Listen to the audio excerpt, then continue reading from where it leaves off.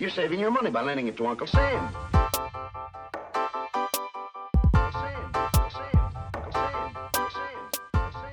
Big thanks to Dustin and Paul from the Flicks and Friends podcast. Dustin and I go way back. We played in 2 bands together. We discussed it at the beginning of this interview. He's always been a nice guy. I always have thought very highly of him. Paul, I remember back in the day, I was intimidated by him. He was just so freaking cool. I couldn't stand it. And he's still a really down-to-earth guy, still a really nice guy. We kind of caught up on this podcast. And I think they're going to do some really good episodes together. I can't wait to hear more from the Flicks and Friends podcast. You can check them out on iTunes or Spotify. They are basically on every podcast platform as the Flicks and Friends.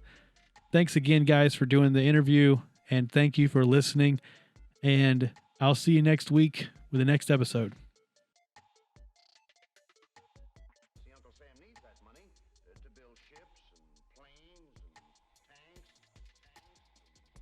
Dustin, been like a really long time. You moved to Florida. I haven't talked to you like basically since then. Maybe just occasionally online. You remember that one time we were in a band together? Yeah, we were in a band together. You know, I was thinking about that. We did. So you joined. I think we were in 2 bands together technically, because I think there was like a period of time where you were playing bass with the Guns of August, but we never actually did any shows. That was like right before the Guns of August broke up. Oh yeah, And then we Eulogy of Heroes. Yeah, and then we did Eulogy of Heroes, and I had like songs about Transformers and stuff. That was when I first started writing songs that was like about like nerdy stuff instead of like, you know, like my heart being broken or something. Yeah. Stuff you're actually interested in. Right, yeah, right, exactly. That good. So why do you think I've had 2 different iterations of Dragon Ball Hardcore group with Chaz? That's awesome. What are their names? Do they have clever names? Well, the first one was just Kakarot X. I remember that. The most recent iteration, which I think is still on Spotify, it's definitely on YouTube, is Kakarot UI. That's awesome. It's just like we did like a 5-song. We did 2 music videos. Well, you know, the anime music videos, but every single song is just about an individual character, and they're like 1.5 minutes, 2 minutes long. How long ago was X Kakarot X? Woo! So that was 2007. I was going to guess that. I think I remember X Kakarot X. I do. Yeah. Do you know, I was in Carry Your Own. I don't know if you Yes. that band name. Okay, Yes. I was the vocalist for Carry Your Own. Okay, I know who you are now. Like, yeah. So the thing is like I knew I recognized you on Facebook, but I wasn't sure where I knew you from. Now it literally just all clicked. I know exactly. Wow. That's do you have a tattoo on your elbow? Yes, I remember exactly. Yeah, I remember you guys played. I believe you played at a Stretch Armstrong show in Spartanburg. Did y'all open for Stretch, or maybe you might have just been there? Chris shouted us out. I remember this. Yes. So they played. I don't remember who they played with. That might have been the August Burns Red show where they closed. Does that sound right? Did you go to an August Burns Red show out there? I don't remember if it was the same show, but I did go to an August Burns Red show in Spartanburg. Yeah. So, and they played like every big show over there, and I went to every single one. But one night, Chris shouted me and Chaz out and Carry Your Own. That was it. Which, you know, we squealed like little girls. I remember that night. I actually talk about that night. That's crazy that small world, man. I had no idea. I talk about that night because I remember they did like 20 years straight edge and like here's been 5 years straight edge. Like they did that whole thing. And that was like, you know, some of the members of Stretch were like, they had never, ever drank alcohol or anything. So it was like, they were like straight edge, like they're literally their entire life. Yep. Yeah. Cause Chris has been straight edge his entire life. That's so wild. Yeah. I can't claim that anymore, which I'm glad I never got straight edge tattoos, but yeah, I heard that. I got some X's back there. not saying that I'm like a partier by any means, but I'm almost 40, and when I grill, I might have a beer from time to time. Wait a minute. He said, "You don't know this. You don't know this." Are you still straight edge, Bo? I don't know, because I think I broke edge at some point, and then I went back to being edge again whenever my son was born. Actually. I don't think it's like one of those. That's the thing too. Is like, you know, it's such an elitist mindset, because it got to a point where like I I would still live the straight edge lifestyle, but I just was like, man, I don't want to be affiliated with the people that are so super Yeah. proud of it that they're like, you're not fucking straight edge and blah blah blah blah blah. I'm Yeah. like, dude, that's just I don't have that mindset. I did it for me in a Yeah. sense to clean my life up, and it worked until I got to a point where I was responsible and older. I didn't touch a beer until I was almost 30 after the first time I ever drank, which was years Right. before I was straight edge. Yeah. And so like it wasn't a big deal to me. Like I was a mature adult with a full-time job and a mortgage. I was like, I think I can handle a beer. Yeah. But No, I had I guess I had a go ahead. similar kind of thing. Basically, I got into making beer, and because I was like in the like Linux and hacker community, and like making beer is like a big part of that community. Yep. And so I kind of got into like that whole side of it, and I would make like craft beers and drink one. You know what I mean? Like I was never like, and I was always into the process more than I actually was into drinking. And then Oh, it's at some point like Matt and I actually went and saw Comeback Kid in Greenville, and somebody there that we knew from back in the day was still Edge, and I was like, shit, like I just like gave up on that, and my son was born around the same time, and I just said, well, what if I did it again? So I've been straight edge since that day. So it was about 4 years ago, but it's not like you're saying, like I kind of got out of the like culture of it. Like I'm not really like, I don't know. Yeah. I've never That's had the a only thing is problem with addiction or anything either. So it was never like a big thing for me, same. It was just a way to hold myself accountable. That's the Yeah. way I saw it. And until, like I said, I got to the point where I was mature enough, and it got me through a phase of my life where I could have made a lot of bad choices had I done all that stuff. But like I said, by the time I started drinking, I was married, I had Yeah. a kid, Me I had a too. Yeah. Well, I mortgage, didn't and have all a this kid. stuff. Yeah. But yeah. I was responsible, and I also, my wife was straight edge too for the longest time. We broke edge together on a cruise, Bahama Mama style. That's Uh, hilarious. so I was like, we just kept seeing all these really bright blue frilly drinks, and I was like, those Yeah. look so good. Yeah. I said, we're like, screw it, let's get one. But like, who are we trying to impress? That's what we're talking about. Funny thing is, like, she actually has vegan and straight edge tattoos, and she's neither anymore. Yeah. I'm vegetarian, but I couldn't hold to the vegan. It She gets was too vegan for hard. 10 she was vegan for 10 years. Dude, And it's so hard. it was well, when after she got pregnant, she had massive iron deficiency. Mm. And it was either take those giant horse pills every day on top of all the other prenatal crap that she was taking and stuff. So she was like, "Nah, I don't want to do that anymore." So she just moved to just chicken and fish for a while. Yeah. But now she's full on. Like she just eats everything now. That's the weird thing about like, so like my son, we don't have any dietary restrictions on him. Like whenever he's at school, they eat like turkey burgers and stuff. He eats it. He doesn't even know. So whenever he's home, he's eating Impossible chicken nuggets and like fake hot dogs and stuff. But he has no clue. He has no clue. We do that for our kids anyway, but especially Yeah. for my daughter, because she refuses to eat vegetables. So she gets the fake corn Yeah. dogs, the fake chicken nuggets, just because they're better for them. And all that stuff is, I mean, still high processed soy, but Right, still at least yeah. it has. We get the actual veggie corn dogs and stuff. So it's the only way to get them in them. Like, and I'm not averse to it, but that's the thing is like she's got a couple of friends, and I've met people who are like, I'm gonna make my kid vegetarian. I'm like, good luck. Yeah, I know. I was Yeah, just, good luck. I was scared to like, I don't want to, I've seen too many horror stories of like kids not getting the nutrition they need and stuff. But then, I also understand that like, if you do it right, I just know that I'm not responsible enough to do it right. I'm like giving my kid like Pop-Tarts and shit. Like he's not like eating real healthy, They're kids though, man. Yeah. They're more resilient than Yeah. people give them credit for. And, but I think it's funny though, because he grows up that way. He's like the only kid at his preschool that's like cooking tofu and broccoli in the little fake kitchen. My son's into all that stuff because Steph still, because she was vegan for so long, loves vegetarian dishes, which we still eat from time to time. We usually try to have because it's just better for me. I have a heart condition, so I can't eat as much way I used to. Yeah. And my son loves tofu, and he loves all that stuff. He's like the least picky kid you've ever met in your life. Like Yeah. what 9-year-old prefers to go eat sushi before everything else. Yeah. So My kid's scared to try sushi for sure. some adults are, so it's fair. So are you also in Florida, or you're still in this area? I am in this area. I live, because me and Blake had that podcast before this, Objectively Subjective. Oh, Allen. man. Yeah, all of this is colliding now. I'm sorry, Yeah. man. I completely understand now. Yeah. So yeah. That was I a work good with yeah. podcast. Yeah, we enjoyed it. We're thinking about doing maybe something bi-monthly for wrestling, but it's just one of those things that's such a flooded podcast market Mm. that unless you do something very different, what's the point? But I told him, I was like, dude, me, him, and Nick sit around and talk about wrestling all the time anyway. So, but we're also lazy, so I wouldn't even be involved with this if Dustin didn't ask me. So Yeah. that's how lazy I am. That because I think this what kind of happened with the other podcast, which we really enjoyed doing it. I had a good time. It's just life caught up to us, and it Yeah. ended up being a lot of work for me.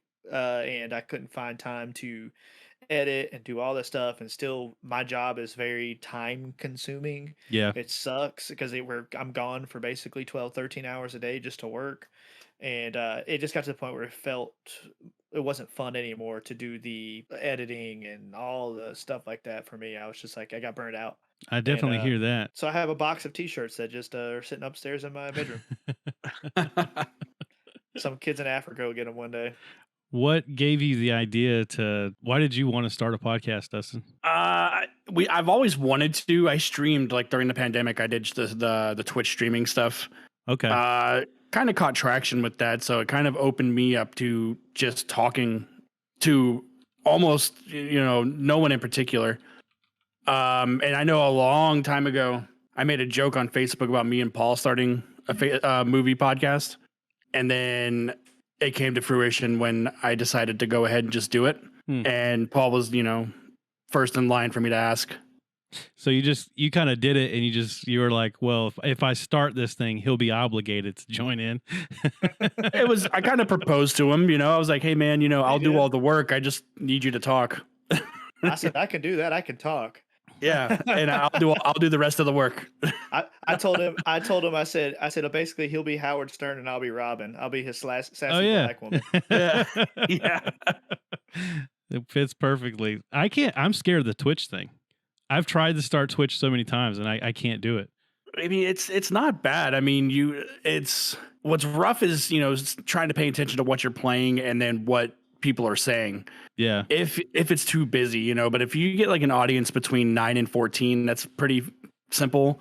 But that is also another very, very flooded form of media because, everyone did that during the pandemic. But it was fun. I mean, I liked playing stuff. I ventured out from what I started streaming to other things and other people like that. So you learn the revenue of what people like. And then I got a job after the pandemic and then I just stopped that altogether. Yeah. So whenever I play, I always think I'm going to, because I play games almost every night, but whenever I do it, I'm doing it to unwind, and like I can't like make myself be like on, you know what I mean? Like whenever I do these podcasts, I usually am just like feeding off the people I'm doing it with. If we have a live chat, then I'm paying attention to that, but I put myself in a different state of mind than, I wouldn't want to do that every single night. Were you streaming every day? Yeah, I had a consistent schedule during that. It was like it was Monday through Thursday from like noon to 4. And then when I got the job, I tried doing it from after the job. I'd get home, I'd go on at 5 and end at 8:30. And then that just took a toll. That was, I wanted to unwind. I wanted to not have to worry about impressing other people when I just wanted to fuck around and play video games. Yeah. I feel that. That's I don't know if you and I have talked about it, Dustin, before, but Blake and my buddy Vic, they keep telling me that I should have a Twitch channel, because every time we all play together, I get real what's the word? Irate and angry. That's why I mostly play one-player games. My wife tells me, she goes, "Are you even having fun?" And I'm like, "Yeah, I'm having fun. It's challenging. Damn it! I want it to be challenging. Shit." Yeah. So because they're talking about, because I'll be screaming bloody murder. I said, but here's the thing is like I would be playing, right, and if I were on Twitch, I could see somebody trying to be a smart ass, and that would just make me angry. I'm like, that just takes all the fun out of it. So, how do you describe your podcast?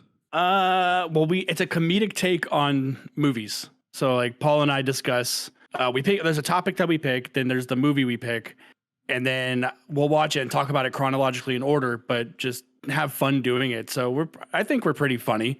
There's people that might say otherwise, but are you're talking about the movie in chronological order? Yeah. Okay. Yeah. So break it down the film. Gotcha. Yeah, we start from beginning to end. Yeah. Okay. And then it'll branch off into other things, like if we're talking about a certain actor, it'll go off in tangents and stuff like that. Just randomly, like the other day, we were talking about some of the actors in Fanboys when we were doing that the other day, and it branched off us talking about other TV shows and like other characters. And I think at one point, it escalated into an argument between me and Dustin about Boba Fett, and. Dude, so the Rocketeer. Man, dude, I meant to tell you this, guys.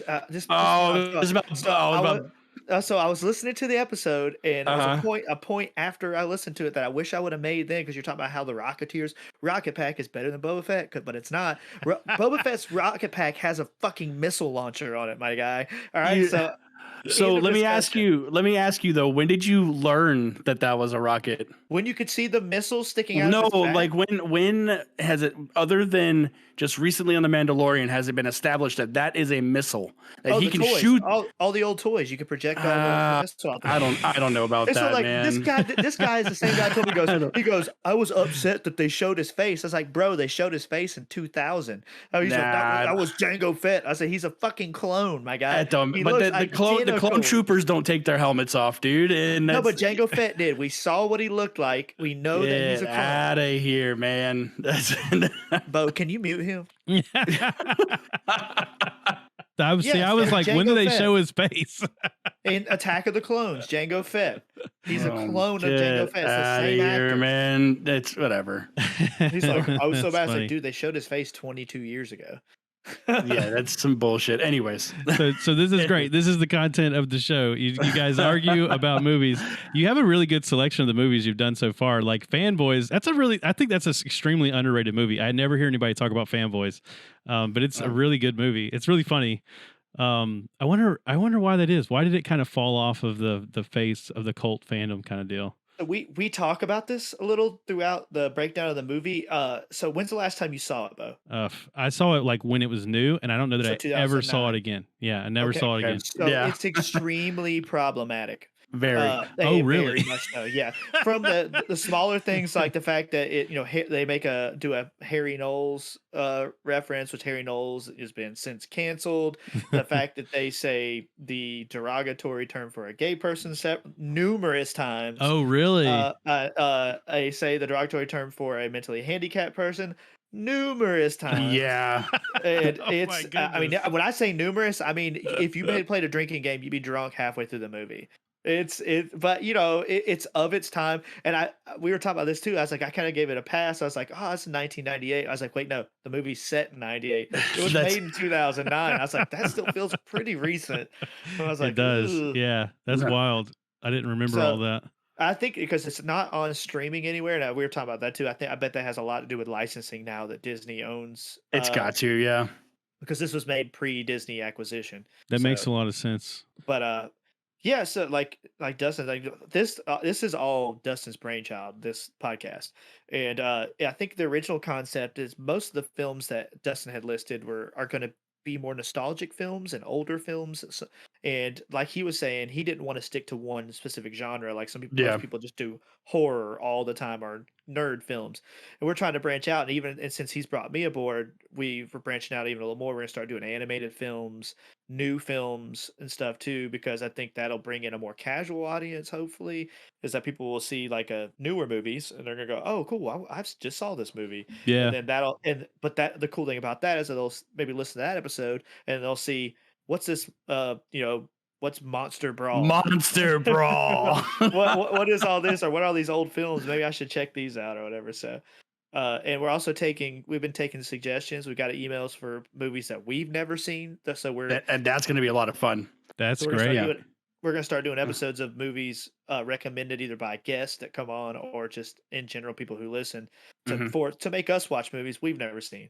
which Yeah. like we're gonna watch some movie called Ice Pirates, I think it's called. Dude, From the I'm 80s. so that I don't know. that looks so much fun, man. I'm so stoked for that. It looks like a Canon Films Yeah. movie. Like I don't know if you know what production company that is, Bo, but like they were really famous in the 70s. They made all the Death Wish movies. Oh, Uh okay. yeah, they did the really bad He-Man, what the Masters of the Universe movie. They Dolph did Lundgren, yeah. Yeah, they did Superman 4, the only bad Superman movie from the original series. I'm looking at It's the IMDb, and it does look really really dated and really campy. Yeah, so With it looks he gave us a list of 3, and that's the one me and Dustin both looked at immediately and went, "That's the movie. That's the one we That wanna one. watch." Yeah. So, I was like, "This is gonna be a wild ride." So, Wow. and like I said, the future, we'll see what the future holds for us, but like I said, this is all his brain baby, and I'm just along for the ride, so I'm having a good time. Yeah. It's a whole lot of fun just talking movies, man. When I moved down to Florida, I actually got a job at a movie store. Oh, that's So awesome. for about 5 years, that's all I fucking talked about was movies. And after that, it's like it's just a bad habit you can't drop, man. Because like when I was younger, me and Paul talked about this. My grandma used to take me to the movies every weekend. So that's also another thing that played into why I wanted to do this, was because it's just something I really love. There's nothing not fun talking about bad movies. Oh, You know what I yes. mean? Oh That's yeah. see, because I same thing. My dad was a big moviegoer, so we went to the Dollar movie theater. Bo, have you lived in the upstate most of your life? Oh yeah. I've All lived of in your life? Anderson basically all my life. Yeah. Okay. So I don't know if you've ever went out to Greenville when you were younger. How old are you, Bo? I I'm don't mean to be 35. personal. For like a Oh, second there, I was like, "How old am I?" But yeah, 35. okay, so we're in the same age, right? We're in the same Yeah, age. we are. Yeah, So, they had the movies by the mall in Greenville, yeah. Mm-hmm. which is now a Yeah, church. they used to have like a dollar movie there. Yeah, so we used to Yeah. go. My dad used to take us there all the time, and then when we moved to Easley, we used to go to the Colony, which Mm-hmm. is now a mortuary or, Oh or wow. funeral Yeah. home now. Yeah, Huh. so but we used to went to go to those dollar movies all the time, and so it's similar to Dustin. Like just it was ingrained in me growing up, and me and Dustin talk about movies with each other via text all the time, and so this just felt like a natural progression. Yeah, Yeah. even before like this, even before I took the steps to make this possible, that's all me. Like whenever me and Paul would talk, that's all we would talk about. Yeah. You know, other than the friend shit, you know, like it was always, have you seen this? Did you go watch this? You know, I'm gonna recommend this. You recommend that. Always, that's all we would really talk about. I love Yeah. like I love like talking about like the production of movies. So Mhm. like you can't sit through the Lord of the Rings with me, because I'm just like, the whole time we're watching the movie, I'm like, oh, that's really 2 tables, and they have it separated so that the perspective makes it look like, and like, you know, and they in order to make the camera work, they had to move the tables. Like you can't watch any movie with me without me like talking about how they made, you know, all these parts of the movie and stuff. So you're big into cinematography and Yeah. like production sets and stuff. That's pretty cool. I have Uh, a suggestion for you guys. It's kind of along those same lines. Okay. And I've done a podcast about it. I used to do a podcast called Film Flams, where we would watch a movie and then talk during the movie. So you could like start the movie when we did and follow along. Oh, okay, like a commentary track. Right, exactly. There was a movie called Escape from Tomorrowland, I think is what it's called. Let me look this up. Yeah, that's the they filmed it at Disney without Disney knowing. Yes, I Yeah, I know what you're talking about. Yeah. that is such a wild. It's a horror movie that's they filmed it at like Walt Disney World without, and produced it and released it without Disney being any part of it. Yeah, and it's a super bizarre movie. Like the movie doesn't make any sense. is Nope. it World or Land? Did they do it at World or Land? It's Disney. I feel I like don't it's. know. I want to say it's Disney World. Oh, so they did in Florida? Okay. Yeah. It'd probably be easier to get away with there. The park's bigger. Well, I'm even talking about licensing rights, dude. Well, oh yeah, that obviously. I'm talking about the filming aspect of it. That like it'd be easier to And- hide the filming aspect. It's like yeah, and a lot of it was filmed at the Contemporary Resort as well. Okay. a lot of it is, you can tell, is green screen. So Yep. like they probably got the background shots without permission, but then they went and filmed the actual actors on a green screen in front of the background shot. But then some of the shots, you can tell they're just literally at the park. But they did it with like DSLRs so that they just look like tourists, because, you know, every tourist at Disneyland has a DSLR these days, so they could completely get away with that. But the guy that made this movie, this is like the only movie he ever made. He's directed by Randy Moore, never came out with anything else. But it's a super bizarre movie. It's only interesting because of that backstory. So I don't really know how good is the movie really if that's the only interesting part of it. Yeah. So I mean, I'm gonna throw it on the list. I haven't seen this movie, but I have seen this artwork. I think it was on Hulu at one point. Oh, maybe. Which obviously it's not on Hulu anymore. Yeah, I would be Disney shocked owns if it. I would be shocked if it goes anywhere. Well, because Hulu's owned by Disney. Yeah. Yeah. I wonder where you could find this because it's not streaming. I'm sure I can find it somewhere. I mean, I bet you could buy it, but actually, I don't even know if you could buy it because I don't know if they can make a profit off it, right? I remember. Well, Right. it did release. That was one of those when I worked at the movie store. It did release. It was very limited though. Like when we would get like the new releases, we would get, well, I don't know, maybe 35 copies of the DVD, 35 copies of the Blu-ray of newer titles. That one I remember didn't come out on Blu-ray because they didn't produce it on Blu-ray, and then we only got 2 copies of it. So it was very, very limited. When you look for it on Vudu, it pops up, but you cannot buy it, and you can't play it either. I think that like Disney probably does not want to sue them or anything because they don't want to draw attention to the existence of it. Oh yeah, that would be it's my gonna become guess. A cult thing, and then let's see, Escape from Tomorrow. This video is you can't buy it on Amazon either. Oh wow. So you worked at you probably find it on YouTube. Yeah, I don't remember where we saw it at, but you worked at a video store. Is that like is it anything like, the cliche like working at a video store, you like judge people based on their picks and things like that?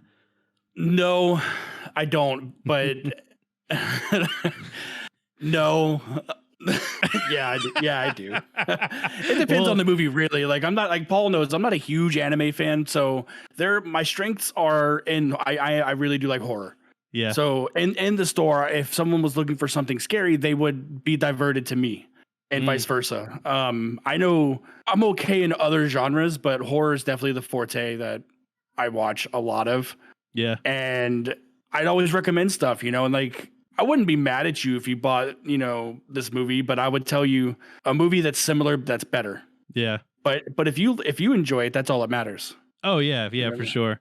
I remember working at Best Buy on Black Friday. So like normally we wouldn't ring people up at the Geek Squad counter, but like on Black Friday, it's like everybody rings everybody up. And on Black Friday, people are coming through with those like dollar Blu-rays and stuff, and I would just be like looking at the movies, like, hey, this is a pretty good movie. It's like Aliens in the Attic. This is great. This is awesome. Pluto Nash. What? No one told me that was over there. I would have got it. Yeah, drat. That's funny.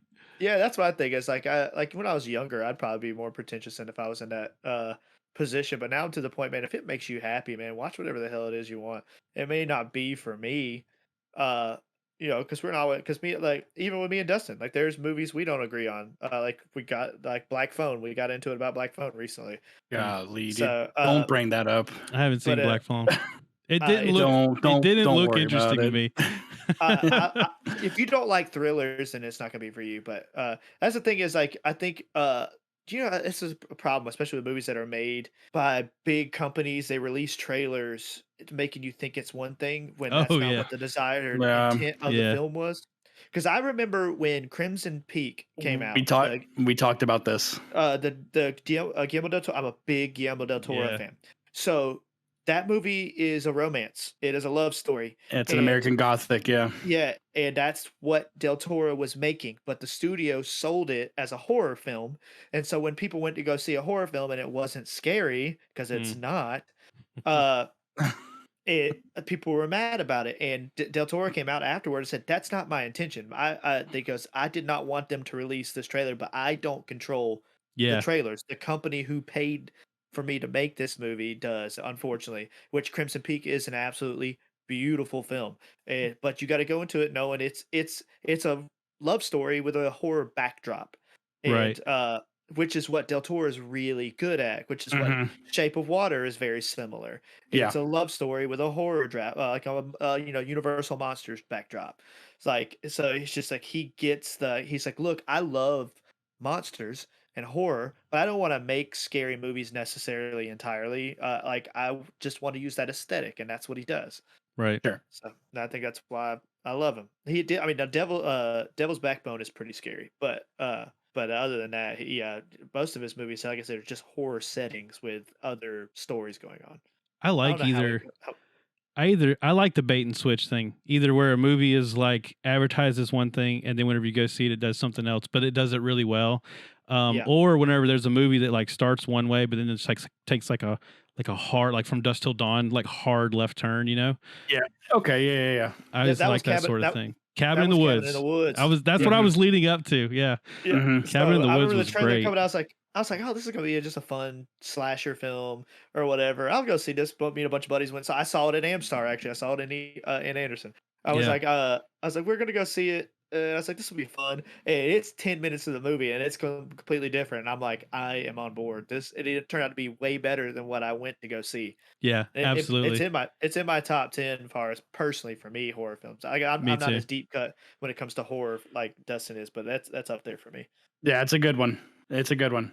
So, Yeah, now Paul, ahead, you bub. said that you're into wrestling. You're even considering doing a wrestling podcast. That is a genre that I've never gotten into. Like, I don't know the first thing about wrestling. I know nothing at all I know about wrestling. Dustin, are you also into wrestling? Is that like something you guys share, or are you like me? Okay, so we're the three steps here. So Yeah, if you exactly. know nothing, I know nothing. he's the casual fan, and Okay. I am the hardcore. So as you can see to my left, you can't see them all. See, I didn't even notice that. You could have told me that was anything. I wouldn't have noticed till you pointed it out. The one on top here, that's the AEW Women's Tag Belt or Women's Championship. That's the AEW Tag Belt. You can't see down here barely, but that's the WWE US Championship. Over here, where you can't see, I do have the big gold, the old Ric Flair belt. Yeah. I have SmackDown Tag Belt, NXT Champion Belt, and I have WWE Cruiserweight Belt with a purple strap, which they don't have anymore. But that's just my beginning, and that's only half of what Blake has. Blake has 13 belts. Yeah, I see Blake all the So- time posting stuff about wrestling. He's way into it.